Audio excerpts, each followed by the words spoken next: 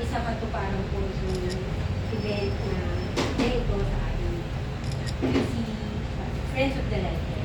Maraming pong salamat Panginoon. Nandito po yung mga importanteng tao sa Friends of the Library ito kasi kaya nabibigyan sa po at binigyan ng oras para po mag-end sa dahil. At kasama po ang aming huling kagawad din ng Ibuoge at kagawad din. At salamat din po sa mga kasama namin sa Friends of the Library na binigyan din po tayo ng oras para po samahan tayo sa pagdiriwang na ito. Kasama po ng mga staff ng Friends of the Library. Thank you, Lord, and Amen. Amen. Okay po, magandang umaga po sa library staff po ng Quezon City Public Library. In behalf of Ma'am Manis Chico, ang aming po ay bayan ng Quezon City Public Library. Kami po ay natutuwa at i-welcome namin kayo lahat dito sa ating aklat. Ngayong umaga po, aming pong bisita rin ang aming Head of Department of the DLD po namin, si Mr. Troy Laksamana. At siya po ay magbibigay po sa atin, inaayaan ko po na magsalita po at i-welcome po, start po na sa welcome remark po.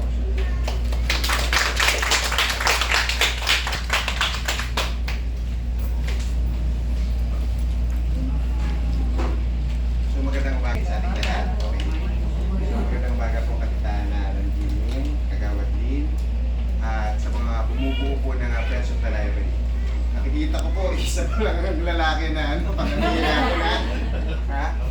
Okay, so alam niyo naman yung tawag dito yung quotation na it takes a village to raise a child. Alam niyo yun? So yun. So siguro yung pagbubuo natin ng Friends of the Library is parang tayo yung mag-guide sa ating mga kabataan para mas ganyan pa sila na magbasa, pumunta sa library.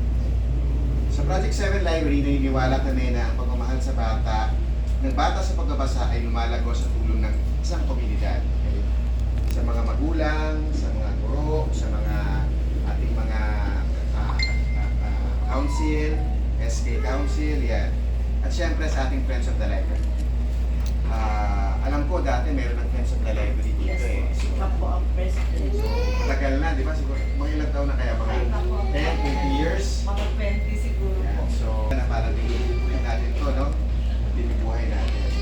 Minsan parang nakikita ko kasi kanina yung mga members dito, parang mga nanay lang, siguro mga naghihintay sa mga anak na kasi. So, parang naisip ko parang GC lang to ng mga nanay sa school. Tama ba?